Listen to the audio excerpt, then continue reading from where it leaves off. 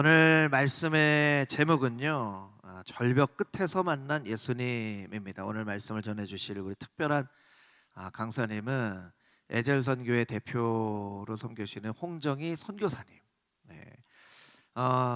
우리 선교사님에 대해서 소개할 내용이 너무나 많지만 우리 이번 주 다음 주 집회를 통해서 간증해 주실 것이기 때문에 다른 것보다도 성령을 지식으로 아는 사람이 있고 성령을 만나서 만난 성령님을 이야기하는 분이 있는데, 우리 홍정희 선교사님은 성령님을 만난, 평생 가운데 선교사님을 섬기시고 성령님 체험하시고 만난 성령님을 그 누구보다도 얘기해 줄 수 있는 귀한 우리 강사님이세요. 그래서 우리 부탁을 제가 드릴 때 만나신 성령님 그렇게 그냥 그 간증을 해주시면 너무 좋겠다 이렇게 말씀을 드렸어요. 그리고 오늘 하여튼간 너무 귀한 우리 에젤선교회 스태프들도 오시고 정말 하나님이 놀라운 일을 행하실 줄 믿습니다. 예. 제가 이렇게 빨리 내려가야 되겠죠. 저는 우리 강사님 빨리 올라오시고 우리 영상을 에젤선교회에 대한 영상을 먼저 보시고 우리 귀한 말씀 듣도록 하겠습니다. 영상을 같이 보도록 하겠습니다.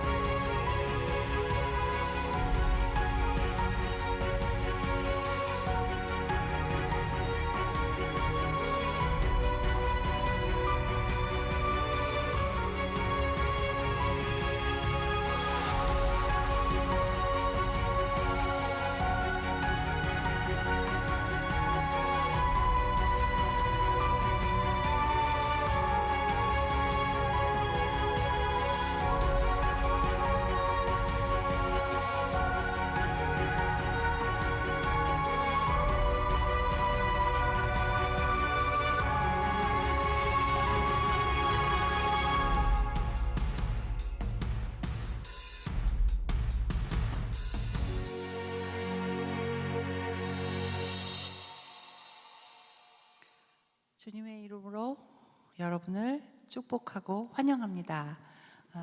이렇게 감사합니다. 영상에서 보셨듯이 우리 목사님께서 선교사로 소개를 해주셨는데요. 맞습니다. 전 세계를 다니면서 선교사님들과 또 현지 목회자들에게 말씀을 가르치는 사역을 하고 있습니다. 그런데 영상에서 보셨듯이 저는 선교를 전혀 몰랐어요. 1995년도에 저희 에젤선교회가 시작을 했는데요. 그 전에 어떻게 해서 제가 에젤선교회를 시작했는지 저의 이야기로부터 시작하도록 하겠습니다. 저는 아까 제 이력이 잠깐 나왔는데요. 고려대학에서 수학을 전공을 하고 그리고 미국에 가서 수학 박사 공부를 하고 한국에 와서 대학에서 수학을 가르쳤습니다. 그러다 교통사고가 났고요. 그러다가 디스크가 이렇게 터졌어요. 그래서 신경을 눌렀어요. 수술을 잘 했는데 제 살성이 그래서 협착이 생겼어요. 아주 심한 협착이 생겼고요. 대소변을 혼자 이렇게 처리할 수 없을 만큼 힘들었고요. 저는 지금 이제 자녀가 셋인데 딸 둘의 엄마였어요. 그 당시는. 근데 둘째 아이가 몸이 많이 약했어요. 그래서 늘 아팠고 저도 아팠고 큰애가 보호자 아닌 보호자 역할을 했어요. 저희 남편은 미국에서 공부를 하고 또 아버님이 일본에서 국제 경제학을 공부를 하기를 원해서 일본에 가 있었어요. 남편이 공부하는 동안에 그 가까운 일본을 한 번도 못 가서 제가 사역으로 일본을 10번 이상 다녀오게 되었습니다. 아이도 아프고 저도 아픈데 아이 기저귀를 갈 수 없어가지고요. 굉장히 고생했어요. 여러분 아이들 기저귀 다 갈아보셨죠? 아이 기저귀 가르려면 어떻게 해야 돼요? 네, 맞아요. 다리를 들어야 돼요. 기저귀를 빼야 돼요. 두 손을 써야 돼요. 근데 아이를 눕혀놓고 한 손으로 아이 다리를 들고 기저귀를 빼는 일을 할 수가 없었습니다. 그래서 다리를 들어주는 일을 우리 큰딸이 했고 저는 기저귀를 빼고 그 다음에 그것을 닦아주는 것을 제가 한 손으로 이렇게 제 몸을 지탱을 해야 되기 때문에 저희 딸이 5살짜리 딸이 4살짜리 동생의 기저귀를 똥을 다 닦아주고 하는 일들을 했어야만 했습니다. 근데 그거 잘 못하고 막 묻고 그러면 어땠을까요? 제가 어땠을까요? 그것도 제대로 못하냐고 이러면 어떡하냐고 큰아이를 야단치는 그런 나쁜 엄마였어요. 늘 제가 묵상했던 건 죽었으면 좋겠다. 그리고 시댁에서 씨바지를 드리라고 했어요. 어떻게 젊어 보이는데 씨바지 얘기가 왜 나오냐 막 그럴지 모르지만 저도 앞에 육자를 단 지 한참 됐습니다. 목사님하고 10살, 2살 차이가 납니다. 그러면 막 박수 쳐주고 막 그래야 되는 거 아닌가요? 농담이고요. 네. 그런데 제가 이 씨바지를 해야 되고 딸만 둘이 있고 근데 하나님께서 주셔서 아들이 있습니다. 저도. 근데 콩쥐팥쥐 뭐 신데렐라 막 이런 것들이 생각이 나는 거예요. 내가 죽어버리면 이 두 아이를 어떻게 하냐. 계모가 막 머릿속에서 드라마를 막 이렇게 창작을 했어요. 멋진 작가로. 그랬습니다. 죽고 싶은데 죽을 수가 없죠. 근데 너무 죽고 싶은 거예요. 여러분 사시면서 그런 적 없으셨어요? 오늘 절벽 끝에서 만난 예수님이란 타이틀을 제가 건 이유가 그겁니다. 심지어는 누가 우리 아이들을 이렇게 맡아서 키웠으면 좋겠다. 그래서 저는 온누리교회 성도인데요. 온누리교회에 지금은 건물이 2개인데 그 당시는 건물이 한 채였어요. 그래서 제가 교회를 다닐 때 처음에 다닐 때는 뒤에 주차장에 이렇게 있었어요. 그러니까 공터예요. 그러면 조금 괜찮은 날 차에다 아이를 둘을 밤에 태워서 새벽 기도 그 시간에 가서 이 아이를 데리고 새벽 기도회를 들어간 게 아니고 저는 교회 주차장에서 약을 가지고 차를 탄 거예요. 맥주 하나를 사고 저는 술을 전혀 못 먹는데 약을 사고 맥주를 사서 내가 이거를 먹고 죽으면 교회에서 나오는 누군가가 우리 아이들을 키워주지 않을까. 근데 이 자리에 있는 거 보니까 그 약을 먹지 않았던 것 같아요. 그죠? 네, 약을 먹지 않았습니다. 그런 일들이 있었고 또 아주 힘든 날은 집에 있었습니다. 그런 생활을 하는데 이제 제가 병원에 갔어요. 걷지를 못하니까. 네, 의사 선생님이 사진을 보고 제 남편이, 저는 이제 의자에 이렇게 앉아 있고 제 어깨에다가 손을 이렇게 얹었는데 의사가 저의 상황을 얘기를 하니까 저희 남편 손이 이렇게 이렇게 떨리더라고요. 물론 병원을 갈 때 부축을 받아서 가기는 했지만 의사 선생님은 제가 수술을 해서 신경을 끊어버려야 된다는 거야. 통증이 너무 심해서. 그러니까 이제 걸어서 들어갔다가 휠체어를 타고 나오는 격이 되는 거죠. 그래서 마음이 너무 어려웠는데요. 그 MRI 아시죠? 이게 통해서 타타타타타타 소리가 나면서 촬영을 해요. 근데 거기서 저는 환상을 보았습니다. 거기서 예수님을 보았고, 저는 원래 손발이 굉장히 찬 사람인데 발부터 따뜻해지기 시작을 했고, 어디서 음악이 들렸어요. 제가 전공이 뭐라고요? 네, 악기가 몇 개인 게 쉬어봤어요. 5개요. 저희 언니가 피아노 전공이고 엄마도 피아노 전공이고 제 동생은 성악 전공이에요. 저희 아버지는 항상 오케스트라 음악을 들었어요. 근데 한 번도 들어보지 못한 악기였어요. 5개였어요. 너무 아름다웠어요. 제 몸이 따뜻해졌어요. 나와서 수술을 안 하겠다고 했어요. 그리고 한 달 동안에 몸이 나아지기 시작을 했어요. 제 마음속에 내가 MRI를 양쪽에 들고 사람들마다 교회마다 내가 나 간증 좀 시켜달라고 하고 예수님은 살아계시다고 얘기를 해야 되겠다. 한 달 후에 병원을 갔습니다. 의사가 제 사진을 보더니 저희 남편을 따로 부르더라고요. 그때는 제가 혼자 이렇게 걸어 들어갔어요. 여러분, 상상 임신 아시죠? 상상 임신처럼 낳고자 하는 욕망이 너무 크면 통증을 사람이 못 느낀대요. 그래서 통증을 못 느끼는데 지정신이 돌아오면 심한 충격으로 자살을 할 수도 있으니 와이프 옆에 붙어 있어라는 게 의사의 이야기고 정신과 입원을 시켰으면 좋겠다는 거였어요. 근데 제가 오늘 목사님의 도움을 받지 않고 2발로 걸어서 이 자리에 섰습니다. 반태호 목사님이라고 지금 방주교회 목사님이신데요, 온누리교회 목사님이셨는데 그분이 제가 미국에 살 때 저를 보면서 제가 아플 때 보통은 제가 아프면 그냥 잠수를 탑니다. 지금도 가끔 그러는데요, 보통은 11월 달에 많이 그래요. 걷지를 못하고 숨을 쉴 수도 없고 화장실을 갈 수도 없고 침대에서 돌아 누울 수도 없고, 물론 침대에서 내려올 수도 없습니다. 밥을 먹으려고 앉을 수도 없습니다. 목사님이 저를 신방을 오셨는데 인간이 얼마나 아프면 저렇게 소리도 안 내는데 저렇게 고통스러울 수 있을까, 그 얘기를 지난주에 제가 목사님 만났는데 얘기를 하시더라고요. 그때가 절벽이었습니다. 그리고 온누리교회에서 이렇게 치유 집회가 있었어요. 그래서 아픈 분이 이렇게 손을 대면서 기도를 해주고 아픈 사람들이 막 진짜 잘 걷지도 못하는 사람, 암 있는 사람 막 이렇게 왔었어요. 근데 저는 기도를 받으러 딸을 둘을 데리고 또 좀 괜찮은 날 부축을 받아서 그 교회를 갔는데 그 대표 되시는 목사님이 그 당시에는 전도사셨는데 저를 이렇게 부르더니 저 사람을 기도를 해주래요. 여자인데. 그 당시만 해도 이게 30년 전이라 남자가 여자를 기도해 주는 게 조금 이제 그랬던 데인데, 저는 식기도, 주기도문 외에는 기도를 별로 해본 적이 없어요. 특히 남을 위해서는, 나도 아파 죽겠는데 내가 무슨 남을 위해서 기도를 합니까? 주제 파악을 하고 살아야지 사람이. 근데 기도를 해주라는 건데요, 임신을 했어요. 그래서 이제 그냥 말을 했어요. 저 딸 둘이니까 이제 제가 기도를 좀 하는 줄 알고 기도를 시키셨나 보다. 왜냐면 저는 모태신앙이고요, 외할아버지가 목사님이세요. 그러니까는 이제 기도를 할 줄 안다고 생각하고 시켰는가 보다. 그런데 또 목사님이 시키니까 할 수 없이 순종해서 가서 어디가 아파요? 그러고 물어보니까 애가 장애를 가졌대요. 6개월이래요. 근데 애를 띨까 말까? 그 당시는 그게 가능했었던가 봐요. 근데 제가 교회에서 그 소리를 듣고 애를 띠라고 할 수도 없고, 난 애가 둘인데 내 몸도 이렇게 엉망진창이고 애가 태어나서 장애도 없는데 아픈 걸로도 내가 너무 힘든데 그 애를 낳아서 키우란 말을 죽어도 못하겠더라고요. 사람은 현실적인 거잖아요. 근데 교회인데 애를 띠란 말은 더더욱 못해. 6개월이면 애가 얼마나 많이 컸어요. 근데 그 애를 띠란 말은 죽어도 못하겠더라고요. 그래서 묘책을 생각을 했죠. 제가 박사까지 공부를 하느라고 머리가 조금 좋아요. 여기서는 웃으라고 하는 말인데 안 웃으시면 제가 굉장히 강의를 하기가 어렵습니다.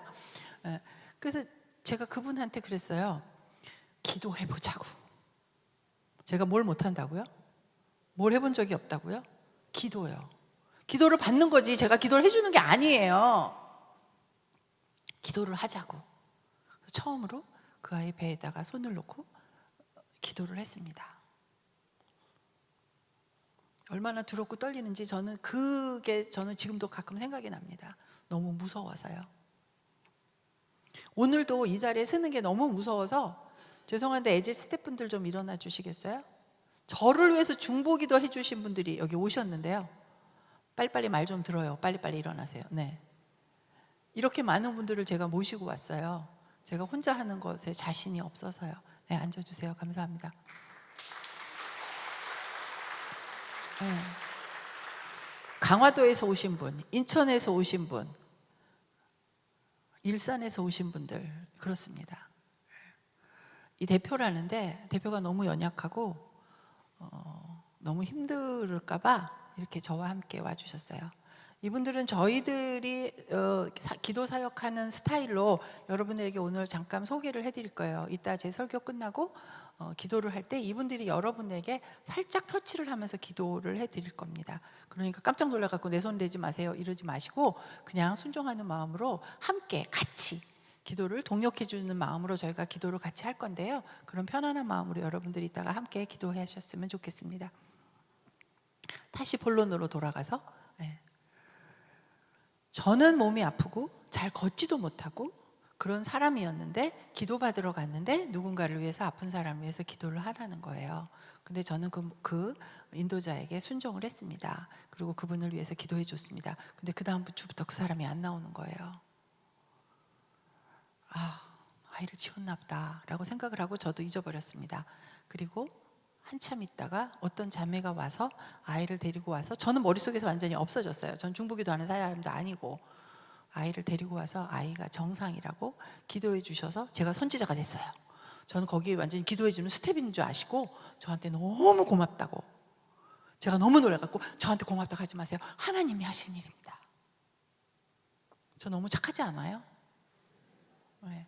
근데 그럴 수밖에 없죠. 제가 한 겁니까? 거기에 기도하시는 분들, 권사님들, 정말 그런 사역자들이 있었어요. 근데 왜 하필 한 번도 누구 위해서 기도해 본 적이 없는 내가 그 일을 하게 하셨을까요? 오늘도 여러분들에게 그런 역사가 일어났으면 좋겠습니다. 아멘. 설교와 기도에 대해서 알지 못했던 나, 병든 나, 그런데 순종하는 나를 긍휼하게 하나님은 봐주셨던 것 같아요. 하영조 목사님께서 제가 점점 몸이 나아졌어요. 그래서 하와이 YM에 Youth with the Mission 이라는 곳이 있다. 근데 그게 University of the Nation이다. 그래서 거기 가서 훈련을 받았으면 좋겠다 얘기를 하시는데 University of the Nations라고 되어 있어서 대학인 줄 알았어요. 뭔지 전혀 모르고 YM이나 선교단체도 전혀 모르고 거기를 95년도에 갔어요. 근데 너무 정신없고 너무 지저분하고 너무 막 미국인데 대학도 아닌 것이 거기다가 우리가 돈 내고 갔는데 우리를 막 일을 시켜요. 저희 남편은 부엌에서 일하고 근데 저는 몸 상태가 너무 안 좋아가지고 저는 웨이브가 됐어요. 근데 그런 일이 거기는 거의 없다고 하더라고요. 근데 이렇게 의자가 붙어있는 의자가 아니고 의자가 낱개로 하나하나씩 떨어져 있는 의자였어요. 그런데 이제 처음에 이제 4개를 붙여놓고 전 누워서 강의를 오전만 듣고 또 거기 있는 스텝 둘이 나를 대다 주면 숙소에 가고 그랬습니다. 그런데 조금씩 나아지기 시작했어요. 그래서 여기처럼 이제 2층이 있어가지고 어떤 때는 이 아래에서 안 하고 2층에는 이렇게 의자가 붙어 있어서 거기서 이렇게 강의를 듣긴 했어요. 근데 결론은 넉 달 동안 저희가 강의를 듣는 동안에 저는 봉사 수영장 봉사를 할 수 있을 만큼 저는 거기서도 건강이 좋아졌습니다. 어느 날 갑자기 그룹이 모으래요. 그리고 기도를 하래요. 죄송합니다 목사님, 제가 이런 환선 얘기를 안 하려고 그랬는데 얘기가 막 나와가지고 여러분들 혹시 듣다가 조금 불편하신 게 있으셔도 이건 하나님이 하신 일이고 저도 잘 모르는 일인데 이건 팩트예요. 일어난 일이에요. 과거예요. 그러니까 그냥 환상이나 뭐 이런 예언이나 이런 말씀에 혹시 불편하신 분이 있으셔도 하나님의, 여기 이렇게 써 있네요. 여기 하나님에게 영광을 돌리기 위해서 여기 제가 왔으니까 여러분들이 그런 마음으로 들어주셨으면 좋겠어요. 사실 이 부분은 제가 설교할 때 이렇게 제가 강사 이렇게 준비를 해왔는데 여기 안에 없는 내용이에요. 근데 아마도 혹시 이 안에 이 이야기가 필요하신 분이 한 분이라도 있으시면 그래서 이 말을 제가 하게 하는 게 아닌가라는 생각이 지금 저는 듭니다. 이렇게 제가 지금도 제가 지금 코로나를 굉장히 심하게 앓았거든요. 그래서 코마 상태에 있었어요. 그래서 여러분들 중에 몇 분은 저를 위해서 기도해 주신 걸로 알아요. 그래서 제가 지금 인지 능력 장애가 아주 심합니다. 그래서 제가 말을 했다가 뭘 말했는지 원고 아닌 말을 하면 제가 왔다리 갔다리 좀 할 거예요. 그러니까 감안하시고 들으세요. 이렇게 부족한 저를 여기다 세우고 목사님이 얼마나 믿음이 좋으시면 이런 사람을 저한테 세웠고 제가 너무 부족한데 여기 순종을 해야 되는데 저는 순종하는 사람이에요. 목사님이 시키는 대로. 그래서 할 수 없이 이렇게 떼거지를 몰고 와가지고 이 자리에 섰으니까 양해해 주셨으면 좋겠어요. 저는 하영조 목사님의 YM을 가라 그래서 갔습니다. 그것이 뭐 하는 데인지도 몰랐고요.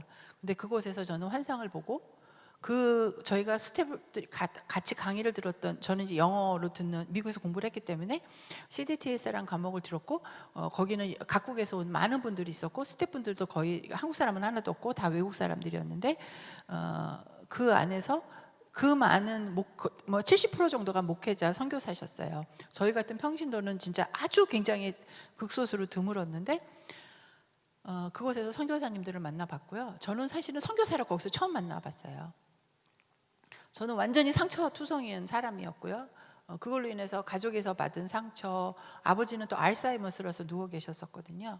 그러니까 시댁에서 받은 상처, 제 자신에 대한 갈등들, 아이를 제대로 키우지 못한다는 것, 미국에서 그 고생을 하고 공부를 하고 왔는데 몇 년 대학에서 강사도 제대로 못 해보고 이렇게 됐다는 것들, 정말 저는 많이 혼란스러웠습니다. 내가 보니까 난 별로 죄진 것도 없고 믿는 집에서 자라서 그렇게 신앙생활 잘하고 미국에 가서도 또 교회 다니고 애까지 교회에 타가소에다 맡기고 난 별로 잘못한 게 없는데, 잘못할 시간도 없었는데 열심히 공부했는데 왜 나한테 이런 저주가 내렸는가라는 생각을 하게 됐습니다. 각자 다르기는 해도 여러분들 고난을 한 번도 겪어보지 않으신 분이 계세요? 여기? 아마 없을 거예요. 만약에 있으시다면 기대하세요. 여러분이 돌아가시기 전에 반드시 고난은 옵니다. 제가 예언을 하는 거예요. 고난을 겪어보지 않는 사람은 없습니다. 근데 왜 그 고난이 올까요? 꼭 고난을 통해서만 우리가 하나님을 볼까요? 고난을 겪으면 사람은 두 가지로 변해요. 그 고난을 통해서 하나님을 만나고 우리가 삶이 바뀌거나, 아니면 고난을 통해서 우리가 망가지거나. 똑같진 않아요. 예를 들어서 먹을 게 하나도 없어요. 먹을 것이 없는 고난이 있어요. 너무너무 배가 고파요.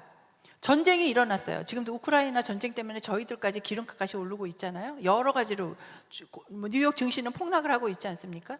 그것이 그 영향이 우리나라의 비트코인에까지 영향을 미치고 있지 않습니까? 우리는 같이 사는 거예요. 혼자 살지 못해요.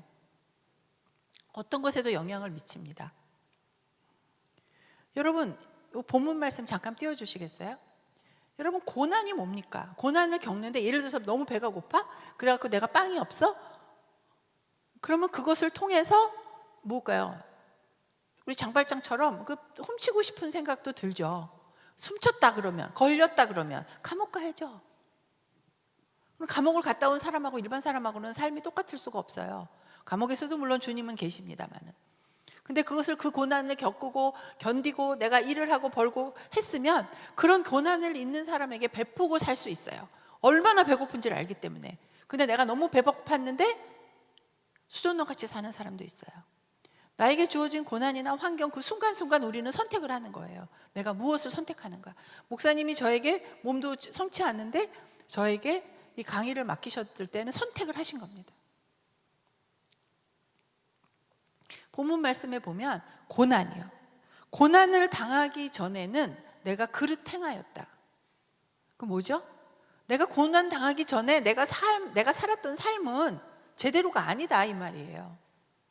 이제는 주의 말씀을 지킨다. 고난을 통해서 내가 드디어 이제 주의 말씀을 지킨다는 거예요. 근데 저런 사람들은 잘 되는 사람인 거죠. 다음 줄 보여주세요. 이제는 주는 선하사 선을 행한다는 거예요. 내가 고난 가운데 있지만 하나님께서 나에게 선을 행하신다는 거예요. 그래서 주의 율례들로 나를 가르치소서. 이게 얼마나 아름다운 고백인지 모르겠어요. 주님은 선하시고 선하신 분이십니다. 내가 고난 가운데 있지만 하나님은 나에게 선을 베푸십니다. 그래서 그 고난을 통과할 수 있는 힘도 주시고 능력도 주시고 때로는 사람을 붙여주시기도 하고 누군가 날 위해서 중보기도를 하기도 하고요. 내가 아프고 힘들고 병약하지만 내가 하나님의 사역을 할 수 있는 것입니다. 내가 혼자 힘들면 이렇게 같이 협력해서도 우리는 사역을 할 수 있어요. 그럼 여러분, 고난이 뭔지 오늘 한번 묵상해 보세요. 나에게 하나님이 허락하셨던 고난은 무엇인가? 내가 그 고난을 어떻게 응대했는가? 내가 그 고난을 지금 통과했는가? 통과 중인가? 아니면 통과했다고 생각했는데 또 다른 고난이 끊임없이 내 삶에 오고 있는가? 오늘 이 성경 본문 말씀은 여러분에게 답을 줍니다. 주님의 말씀 안에 답이 있다는 것이죠. 그리고 내가 고난에 있지만 하나님이 악한 분이 아니고 하나님이 그 고난을 통해서 나를 만나 주신다는 거죠. 성경 안에 보면 욥을 비롯해서 얼마나 많은 사람들이 이유 없이 고난을 당하기도 합니다. 하나님이 우리를 그 고난을 허락했기 때문에 어떤 방법이 있었든지, 그러나 하나님은 결코 우리를 홀로 두지 않는다는 것이죠. 하나님이 우리와 함께 하신다는 것입니다. 그 고난을 일정 기간, 하나님이 허락하신 기간 동안에 내가 통과했었을 때 우리는 여기 본문 말씀처럼 하나님께 영광을 돌리는 것입니다. 돌릴 수 있게 되는 거예요. 그래서 주의 율례들, 지금 말하면 성경 말씀이죠. 그 말씀으로 나를 가르쳐 주시옵소서라고 하는 겁니다. 여러분이 어렵고 힘들 때 시편을 보세요. 시편의 많은 부분이 애가입니다. 슬플 때 토해내는 거예요. 저는 오늘 딱 한 가지 목적을 갖고 왔어요. 어떤 고난에 있던, 저는 많은 분들이 제 설교로 다 은혜를 받는 것을 저는 불가능하다고 생각합니다. 하나님이 하시면 다 그런 일들이 일어나는 것을 저는 많이 경험했지만, 그런데 그게 딱 하나라면, 딱 한 분을 위해서 제가 왔다면, 여러분 계신 한 분, 한 분, 한 분이 그 은혜를 내가 받고 싶지 않으세요? 천국은 침노하는 자의 것입니다. 그 은혜를 내가 받고 싶으세요? 받고 싶으세요? 그러면 고난을 직시하십시오. 그 고난에 반응하십시오. 그리고 그 고난 가지고 하나님 앞에 나아가십시오. 허물을 벗으세요. 가면을 벗으세요. 철갑을 벗으세요. 하나님 앞에서 멋있는 척하지 마세요. 하나님은 강제로 저희 목을 줄러서 말하라고 하지 않아요. 여러분의 마음의 문을 열어야 됩니다. 여러분이 어렸을 때 배운 거 있잖아요. 햇님하고 바람하고 누가 더 지나가는 사람의 코트를 벗기나 이야기 아시잖아요. 여러분이 마음의 문을 열어야 됩니다. 빗장을 열으세요. 하나님을 만나세요.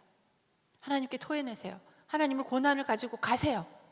멋진 척하지 말고 오늘 이 시간 여러분 애통하셨으면 좋겠어요. 저는 이 얘기도 제가 하려고 했던 건 아닌데, 제가 코마 시간에, 코마에 있었던 그 코로나 있었던 게 전 12월인데요 12월 24일 날 크리스마스 이브에 저는 깨어났어요. 근데 그 코마 동안에 저는 의식이 있었어요. 그리고 저는 그 시간 동안에 하나님이 많은 전쟁과 죄악을 보여주셨어요. 너무 고통스러웠어요. 언제 이 이야기를 할 수 있는 시간이 주어진다면 저는 그 죄가, 아직도 저는 그게 너무 끔찍해서 퇴원을 하고도 2달 동안 거의 발작 수준의 오한을 느끼고 힘들었어요. 인간의 죄가 어떤 모습인지, 살인하고 여자들의 울음소리, 어린아이의 울음소리, 매일 밤 불타는 성곽 보여주셨어요. 얼마나 고통스러운지 2달 동안 몸서리를 쳤습니다. 지금은 그 소리가 그렇게 생생하게 들리지는 않으나 지금도 하나님이 얼마나 죄를 미워하시는지를 저는 경험했습니다. 그래서 난 다신 사역을 할 수 없을 거라고 생각했습니다. 그런데 목사님이 오늘 이 자리에 저를 세우셨습니다. 저는 그 말씀에 그냥 순종했습니다. 딱 한 사람이라도 나의 아픔과 슬픔 속에서 만난 그 하나님을 만날 수 있는 분이 이 자리에 계시다면, 돌팔매를 맞더라도 내가 이 자리에 서겠다. 저는 목사님께 이 자리에 감히 제가 쓰지 않고 저는 저 밑에서 말씀을 전하겠다고 목사님께 부탁을 드렸는데 목사님이 이 자리에 서서 말씀을 전하라고 하셔서 그것도 순종했습니다. 저는 이 교회 청년부의 멘토를 잠시 한 적이 있습니다. 그래서 이 교회의 분위기를 너무 잘 알아요. 이렇게 더군다나 금요 예배 오실 때 여러분 지정석이 있으시죠? 다음 주에는 그 지정석에 못 앉으시도록 제가 할 거예요. 우리 스태프들이 여러분들을 앞으로 인도를 해드릴 거예요. 그거부터 버리세요. 그같이 게 뭐라고. 뒷줄에 앉으면 하나님이 더 은혜가 있고 앞줄에 앉으면 더 은혜가 없나요? 안 그래요. 오늘은 아주 골고루 분포돼서 아름답게 잘 앉아주셨습니다마는 여러분 고난은 피할 수가 없어요. 그냥 당하는 겁니다. 근데 그 고난을 통해서 우리가 무엇을 얻느냐, 여러분의 선택입니다. 고난이 때로는 나의 잘못으로 실수로도 나의 죄로도 오지만 때로는 전쟁, 기근, 뭐 여러 가지로 우리가 지금 기후 변화에 지금 우리가 한 게 아니라 우리가 과거에 했던 것들로 우리가 이런 고통을 겪고 있지 않습니까?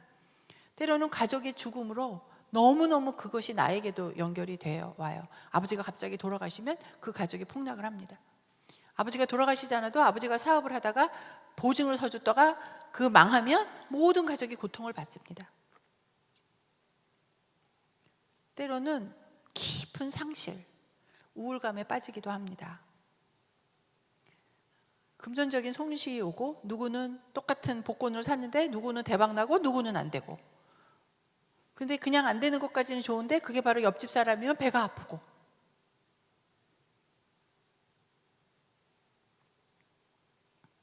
저한테 제일 어려운 거는 육체의 질병보다 관계의 어려움이더라고요. 내가 사랑하고 믿고 함께 동역했는데 여기 영상에서 보셨듯이 그런 사람들이 나를 등 돌리고 내가 가장 어려울 때 떠나면 그게 전 너무 힘들더라고요. 그래서 제가 연약하고 힘들 때 저는 이렇게 동역자들에게 도움을 요청합니다. 여기 저와 함께 계신 분들, 저를 너무 사랑해서 이 밤에 강화도에서, 인천에서, 일산에서 달려와 주셨기 때문에 저는 이 자리에서 든든하게 말씀을 전할 수 있어요. 제가 떨리는 것처럼 보이세요? 아니죠? 근데 저는 이미 자켓이 다 젖었습니다. 이 자리가 얼마나 두렵고 떨리는 자리인지 여러분 번갈아 가면서 한번 서보시기 바랍니다. 고난을 당하기 전에 내가 무엇을 그릇하게 행한 게 있는지 그것을 깨달아 알 때 거기서부터 변화가 시작이 되는 거예요. 고난을 즉시하셔야 돼요. 그리고 나서 물론 욥처럼 내가 잘못하지 않았는데도 고난이 오기도 하지만 우리는 그냥 평범한 인간들이라 우리야 무엇인가 잘못하는 게 있어요. 그래서 그것을 즉시할 필요가 있습니다. 그리고 나서 우리의 반응입니다. 내가 어떻게 그 고난에 반응하는가, 그건 저는 굉장히 중요하다고 생각합니다. 고난 이후에 우리가 삶이 변하는 것은 여러분들이 그 고난 가운데 있을 때 여러분의 태도와 결정, 그 매 순간순간의 선택이 여러분의 그 고난을 통과한 다음에 삶으로 연결된다고 저는 생각합니다. 아까 본문에 나왔을 때 선입니다. 고난을 첫 번째 말씀드렸고요. 두 번째는 선이에요. 선이 무엇인가요? 저는 제가 코마에 빠졌을 때 하나님께서 제일 먼저 보여주신 게 선과 악이에요. 저는 그래도 세상에서 많은 사람들이 선하다고 생각했어요. 여러분도 다 선한 분이라고 저는 생각했어요. 나의 동역자들은 다 선한 사람이라고 생각했어요. 물론 우리의 인간은 악하죠. 그러나 제가 28명의 살인을 한 살인자, 초등학교 아이를 강간한 60몇 세의 노인보다는 그래도 나는 조금 선하다라고 생각을 했었던 것 같아요. 그런 생각을 해보지도 않았지만 우리가 뉴스에서 그런 게 나오면 저런 XX 니은님 어떻게 저럴 수가 있나, 우리 그러잖아요. 가슴 아프잖아요. 우리 아이가 그렇게 된 것처럼, 우리 손주가 그런 일을 당한 것처럼 가슴 아프잖아요. 그래서 저는 그런 사람들하고는 좀 다르다고 생각을 했어요. 근데 하나님은 그 사람하고 저하고 똑같다고 말씀해 주셨어요.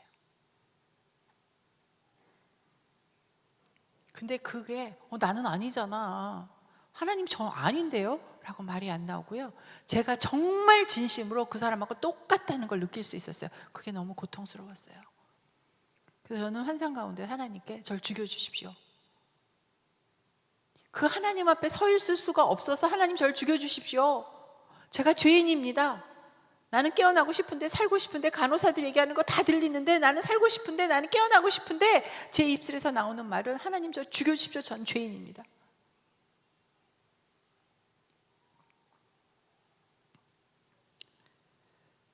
무엇이 선일까요? 저는 아직도 그 환상을 다 해석하지 못합니다. 근데 무엇이 선일까요? 저는 선은 하나님의 말씀에 순종하는 거라고 생각합니다. 하나님의 말씀은 선한 것이고 하나님 말씀에 순종하지 않는 건 악한 거예요. 근데 제가 삶을 살아가면서 악한 일을 많이 했어요. 하나님 앞에서는 28명을 살인한 사람이나, 저는 맨 처음 왜 해필이면 28명이야? 왜 해필이면 살인자야? 왜 그 사람하고 나하고 똑같다 그러셔? 억울했어요. 그런데 내 입에서는 하나님 전 죄인이다, 절 죽여주십시오. 그거조차도 이율배반적인 것 같아서 너무 괴로웠어요. 왜 난 이것밖에 안 되지? 난 왜 하나님한테 늘 기도하셔? 하나님 난 저 사람하고는 다른데 왜 나는 그렇게 말하지 못하지? 그런 갈등이 있었습니다. 여러분, 무슨 죄를 지고 내가 억울한 일을 당했을 때 왜 내가 이 일이 당하지? 난 저 사람보다 더 선한데? 이런 생각하고 보신 적은 없으세요?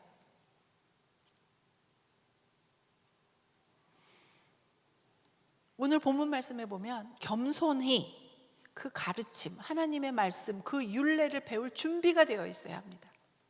여러분, 준비가 되어 있으세요? 그것을 여러분들이 기도하셨으면 좋겠습니다. 죽을 것 같아서, 너무 힘들어서, 그 고통이 너무 아파서 죽으려고 약까지 사갔고 그 어린 두 딸을 차에다가 태웠던 저입니다. 죽음이 무엇입니까? 여러분, 죽고 싶었던 데 없으세요? 저는 죽고 싶었던 시절이 저는 굉장히 많아요. 고난을 당하면 우리는 누구나 다 죽을 것 같습니다. 자, 우리 마태복음 8장 24절 25절 한번 띄워주시겠어요? 제가 읽겠습니다. 바다에 큰 노을이 일어나 배가 물결에 덮이게 되었는데 예수께서는 주무시는지라. 여러분, 너무나 잘 아는 말씀이죠? 그 제자들이 나와 깨우며 이르되 주여 구원하소서, 우리가 죽겠나이다. 왜요? 풍랑이 이니까, 배가 뒤집힐 것 같으니까 죽을 것 같다고요. 우리가 죽겠나이다. 배가 뒤집혀서 금방 죽을 것 같은 거예요. 근데 예수님 뭐 하셨다고요? 주무시고 계신 거예요. 이런 답답할 양반 봤나. 여러분은 이 본문 뒤를 너무나 잘 아십니다. 믿음이 적은 사람들아 라고 하나님은 말씀을 하셔요. 예수님은 말씀하세요, 제자들에게. 믿음이 적은 자들아, 뭐죠? 고난에서 요동치는 너희들을 믿음이 적은 자들아 라고 예수님께서 말씀하셨어요. 내가 고난 가운데 막 미치겠어, 나 너무 힘들어, 나 죽고 싶어 라고 얘기를 하면 믿음이 없는 자들아 라고 예수님이 우리에게 지금 말씀하시는 겁니다. 그 고난 가운데 누가 계신다고요? 예수님이 계신다고요. 여러분 다 아시죠? 예수님이 그 제자들을 물에 빠지게 두셨어요? 아니에요. 어떻게 하셨죠? 먼저 꾸짖으셨어요. 그리고 나서 제자들에게 뭐라고 말씀하셨어요? 풍랑아 잔잔하라. 풍랑에게 말씀을 하신다고요. 어떻게 그러실 수가 있죠? 우리가 바다에 나가서 풍랑아 잠잠하라 그런다고 잠잠해지세요? 아니잖아요. 예수님은 풍랑아 잠잠하라고 말할 수 있어요. 왜 그러실 수 있을까요? 그분은 창조주이시기 때문입니다. 어떻게 됐죠? 우리 모두가 알잖아요. 풍랑이 잠잠해졌습니다. 주님의 말씀, 그것이 바로 이 성경 말씀이에요. 말씀대로 바다도 순종합니다. 이 천지의 창조물도 순종해요. 여러분들은요, 말씀에 순종하십니까? 근데 말씀을 순종하려는 건 알겠는데 말씀을 몰라.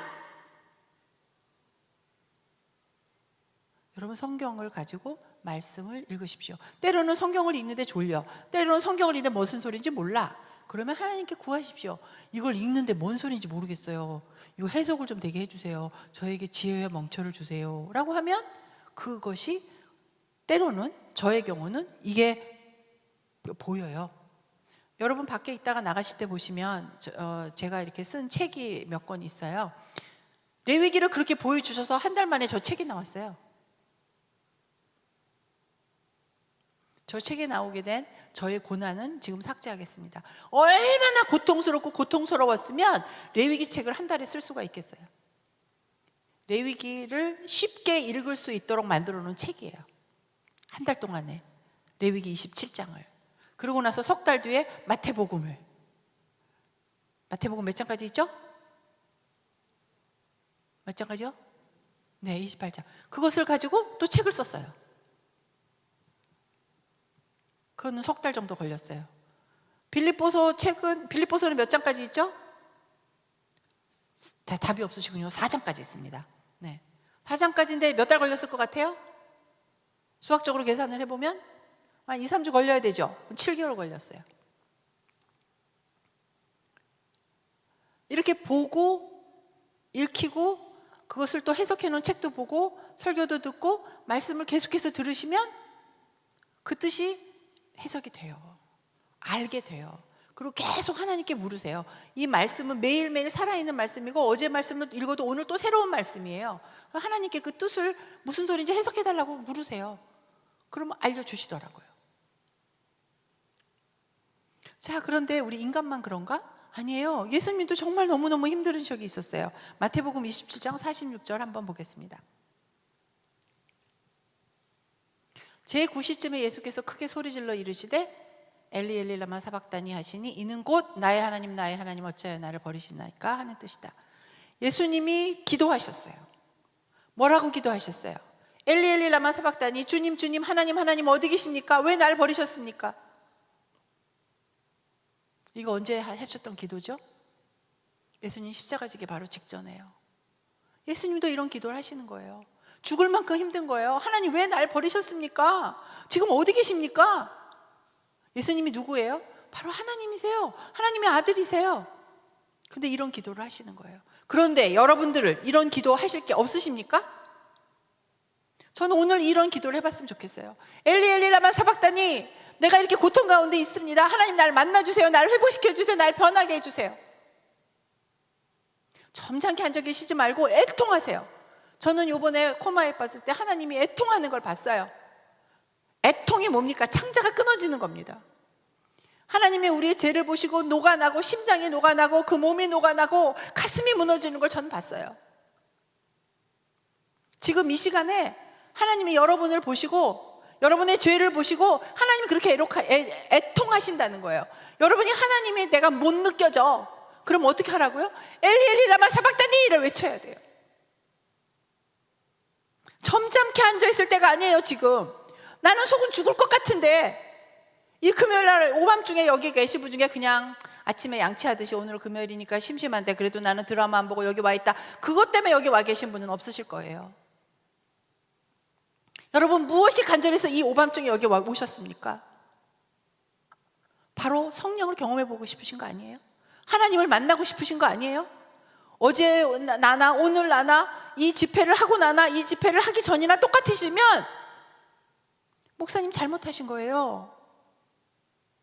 저를 여기다 세우지 않으셨어야 돼요. 이 귀한 시간에 목사님이 설교를 하셨어야 돼요. 그럼 여러분이 변할 거 아닙니까? 엘리 엘리 라마 사박다니를 외치세요. 주님이 왜 이런 기도를 하셨어요? 주님은 하나님이세요. 그가 어떻게 될지 너무 아세요. 십자가의 고통을 다 너무 아세요. 왜 이러셨을까요? 십자가를 져야만 하기 때문에. 근데 인간이신 예수님은 그것밖에 할 게 없는 거예요. 기도할 것밖에. 이게 진짜 고통 가운데 있는 사람이에요. 정말 너무너무 힘든 거예요. 기도밖에 할 게 없는 거예요. 아무것도 할 게 없는 거예요. 천지를 지으시고 풍랑에게 잠잠하라 라고 선언하셨던 그 하나님이, 그 예수님이 아무것도 할 게 없는 거예요. 기도밖에 할 게 없는 거예요. 그게 진짜 고난인 거예요. 그게 바로 하나님을 만날 수 있는 시간이고 그 순간인 거예요. 여러분 그러고 싶지 않으세요? 내 삶이 변화되고 싶지 않으세요? 살아계신 하나님을 만나고 싶지 않으세요? 이래갖고 어디 하나님 만나겠나? 아멘! 애통하셔야 합니다. 애통할 수 있어야 돼요. 하나님은 우리를 보고 심장이 찢어진다고요. 창자가 끊어진다고요. 근데 우리는 가만히 있어요. 멋있게 있어요. 아, 네, 감사합니다. 하나님 여기 저 오늘 이렇게 왔다가 갑니다. 저는 여러분들이 하나님이 그 끊어지는 고통을 여러분 아셨으면 좋겠어요. 우리는 십자가를 지라고 하잖아요. 너의 십자가를 지고 나를 따르라고 했잖아요. 내가 내 십자가를 지지 못해요. 내가 내 죄를 알지 못해요. 내가 내 고통 가운데 갇혀서 헤어날 줄을 몰라요. 여기 이 자리에 있지만 하나님하고 나하고는 상관없는 분이에요. 나는 하나님을 만난 적이 없어요. 성령을 경험해 본 적이 없어요. 그럼 바로 오늘 이 시간이 여러분들에게 주어진 그 하나님을 만나는 시간입니다. 하나님은 끊임없이 여러분을 만나고 싶어요. 바로 여러분 문 앞에 와 계세요. 여러분이 그 문을 열어드리세요. 그리고 그 애통해하는 하나님을 만나셨으면 좋겠습니다. 이렇게 아무것도 모르는 제가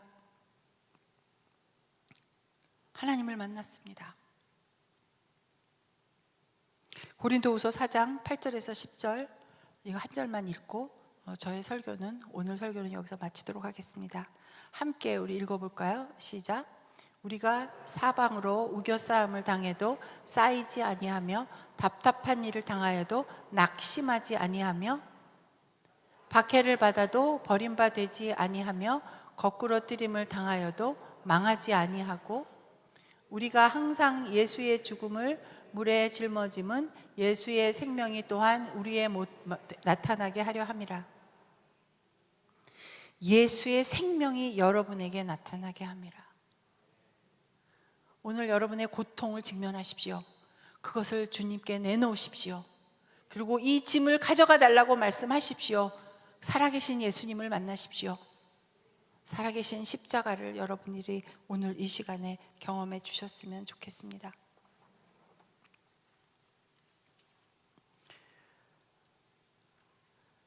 여러분 조용히 한번 눈을 감아 주셨으면 좋겠습니다. 찬양팀 준비해 주시고요. 우리 저희 함께 기도하겠습니다.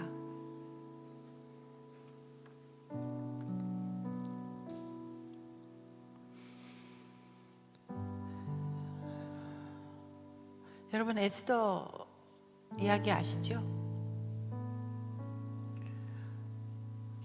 모르드게가 에스더에게 왕을 만나라고 합니다. 에스더는 그 당시 관습 따라 왕이 부르지 않으면 나갈 수가 없다고 말을 합니다. 모르드게는 에스더에게 나가서 왕을 만나고 우리 민족을 구원하라고 말을 합니다. 너 혼자 사는 게 아니라고 말을 합니다.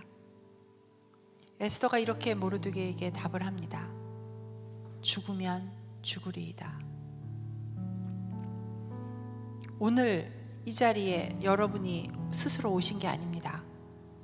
하나님은 나를 오늘 이 자리에 두셨습니다. 결단을 하셨으면 좋겠습니다. 죽으면 죽으리이다. 오케이, I'm going to do it. 내가 할 것이다.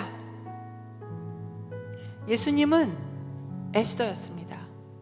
예수님은 죽으면 죽으리이다 라고 하나님께 그렇게 무릎을 꿇었습니다. 예수님은 백성과 공감하고 그 백성을 위해서 중보하셨습니다. 에스더처럼 왕자에서 내려와 십자가를 져 주셨습니다. 죽으면 죽으리이다. 여러분 앞에 있는 풍랑을 보지 마십시오. 예수님을 바라보면 우리는 물 위를 걸을 수도 있습니다. 고난을 가볍게 여기지도 말고 고난에 쓰러져 좌절하지도 마십시오. 애통해도 됩니다. 여러분 우셔도 됩니다. 예수님만 바라보십시오.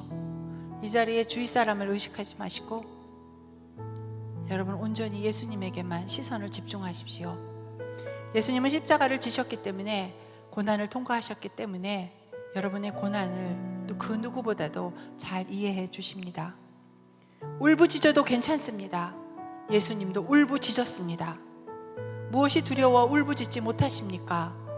하나님이 여러분의 울부짖는 소리를 듣고 여러분을 구원해 주실 것이라고 믿습니다. 바닥에 주저앉을 만큼 좌절해도 괜찮습니다. 우리를 세워 주실 것이기 때문입니다. 예수님이 이 자리에 계십니다.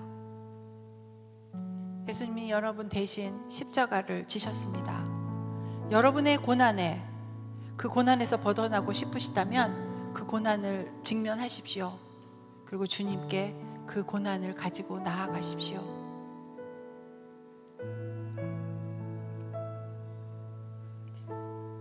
여러분 자신을 위해서 기도하세요.